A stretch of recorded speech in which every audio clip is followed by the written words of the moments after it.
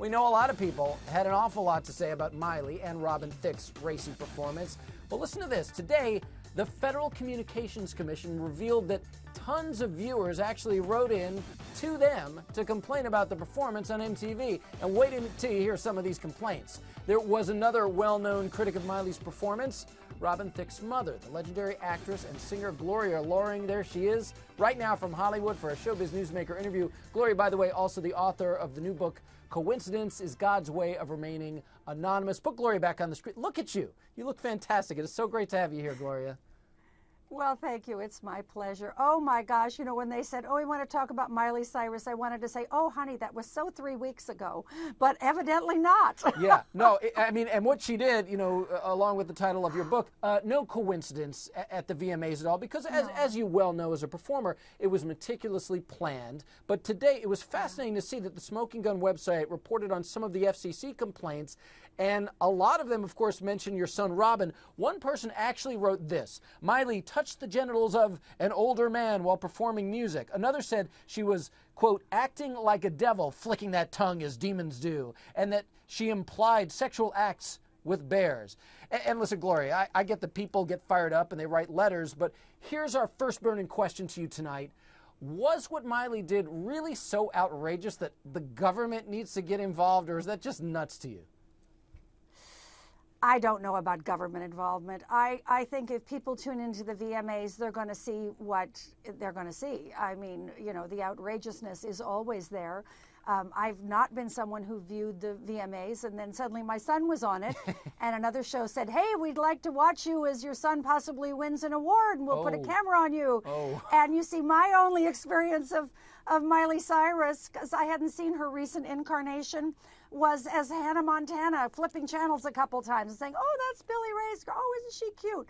Well, first of all, she's a beautiful and talented young woman. She's not doing much that hasn't been done before. I mean, come on, Madonna. I mean, Lady Gaga's out there sitting in the audience with a G-string and clamshells. I mean, you know, we're seeing it. It just depends on where you are. If you go to a lot of violent movies, a super violent movie is not going to, it's going to be like, oh, well, that was really exciting. But if you don't normally see that stuff, as I hadn't seen that incarnation of her, I was like, what is she doing? Yeah. Well, I don't understand what she's doing. Gloria, I got to ask you, and keep the camera on her, please, Charles, would you please reenact the face that you made the first time you saw her dancing on stage with your son? Well, see, okay, first of all, let me say that I really liked my son's video. I thought it was funny. I know his sense of humor. He loves to be a little naughty. His wife approved it. It was a female director who came up with a lot of that stuff. So he bought into it, of course. And they said, you know what, let's be outrageous. Let's really have some fun with this. But all the girls in the video were sort of like, oh, whatever. You know, they were just prancing on by. And the guys were going, hey, aren't I cool? Don't you want it? And the girls are going, And so when my son came out, I thought, good, I'm going to get to see Robin stand and deliver his performance. And now Miley is taking over his song visually. And I thought, as a performer, if I'm performing with Tony Bennett, I don't try to upstage Tony Bennett. And it was Tony Bennett's song, and I'm a guest singing his song with him. And I just felt that there was that inappropriateness. And then, of course, there was the shock. It was Hannah Montana to me. And it just, and then I thought, okay, it's the VMAs. The face I did was something like. Yeah, I can imagine. I can imagine. And the thing is, if you're up there performing with Tony Bennett also, Gloria, I don't think you're doing those things with the foam finger. But that's a whole different discussion. Okay, that's a whole other. And listen, the other part of this conversation that we've been having in all these many weeks now is that it all actually seems to be working for Miley. Case in point, Miley, that's how I shorten her name. Case in point is the fact that her latest hit, where she's basically naked, Wrecking Ball, is doing so well. Let's look at that. Okay, so that video set a record, more than 44 million views online in just 24 hours, and we learned today, Gloria, that Wrecking Ball will hit #1 on the Billboard Hot 100. It's the first time she's ever topped that national chart. So here's our second burning question to you tonight. Is it Miley Cyrus who's getting the last laugh, or Myrus, as I call it? You know what? Maybe the people who want to have a #1 hit just need to make a great song and a great record, sing it well, and get naked. I don't know. maybe that's the truth. Maybe there's, the more outrageous you are in this market, the better, because there's so much content. You got to get noticed, right? It's a formula that certainly has worked for a long time. And look, Miley may be on top of the world with her album right now and at least sales and things of that nature, but Showbiz Tonight did learn today that she is now, and there have been rumors about this, but now we know, excuse me, she has called off her engagement to Liam Hemsworth. And when I heard the news, I never wanted to see a couple break up, but I also think, well, should we be surprised? She was 19 when she got engaged. One superstar engaged to another. It's really, really tough.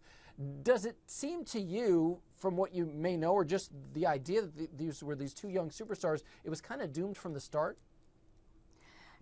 You know what? I think that the obstacles to two highly busy, highly successful people having enough time to build their relationship, especially when they're so young, and there's so much in front of both of them. I think I don't know that they particularly were doomed from the start, but I think the obstacles are enormous. I know, when I was with Alan Thicke, I mean, we were both starting our careers and we had time to establish ourselves, and so we had time to be a family. We weren't traveling. But if you're traveling and you're all over the place and touring, it's almost impossible. You know what I've always wanted to know? Does it freak you out a little bit how much your son's speaking voice sounds like your former husband's? He does the most spot-on imitation of his father. We had a funny thing happen. Alan was really playing the role that he loves to play, and we had a party for my other grandson, Tyler, and they had, what's her name? Rapunzel. Rapunzel, girl came dressed up like Rapunzel, and she came in, and Tyler was there, and we all said, "Hi, Rapunzel," and Alan said, "Hi, Rapunzel." Perfect. We were on the floor, and Robin, of course, had a "Hi, Rapunzel." I want to get back to Miley a second, Gloria, because we learned today that Miley's album reportedly includes a collaboration with Britney Spears, who kicked off her own controversy today with the release of her new song with a very in-your-face title. It's called Work, Bitch. Listen to a bit of this. You better work, bitch. You better work, bitch. You better work, bitch. You better work, bitch. Okay, it's an old expression, but Gloria, here's our third burning question to you tonight. Is Britney going too far, naming a song Work, Bitch? Oh, in the current market, I don't know. I think that's up to her PR people, and if it succeeds, that's you've always heard there's no bad PR as long as they spell your name right. That's one of the forbidden words in my household. That goes along with a number of other words that just you do not say. So it's not a song I want to know much about. So, but that's the market. Yeah, we're inside people's bedrooms. We're inside people's bathrooms now. It's TMI. Too much information as far as I'm concerned. Right. And let me make sure everybody has proper context here. We're talking to you and getting your take on music because your son Robin, obviously not the only musical force in your family. You had such a terrific #1 hit back in 1986. The duet that you did with the late Carl Anderson, Friends and Lovers. I played it on the radio back then, believe it or not. You co-wrote Did you? Oh, I did. You co-wrote two of the most singable TV theme songs ever, the theme to Different Strokes and Facts of Life. You once sang at the Academy Awards. As far as I remember, there was no twerking or having songs with the word bitch involved. Here's our fourth burning question that only you can answer. What advice might you have for Britney and Miley who do use shock to sell their music? Even if it may be what the market demands today, there's got to be another way, right? I don't, that's not for me to say. It is not what I would do. As somebody was said to me, "Why didn't you stop your son?" I said, "Oh, darn, all those pop artists, they just don't come to me to ask how they should express themselves. So I'm just not in charge of that. I would just say maybe, but they're not gonna pay any attention to me anyway. Remember, someday you'll have children. Madonna recently said that. She said, if I had thought ahead and thought I'm someday going to have children, and I'm doing this now, but you know what?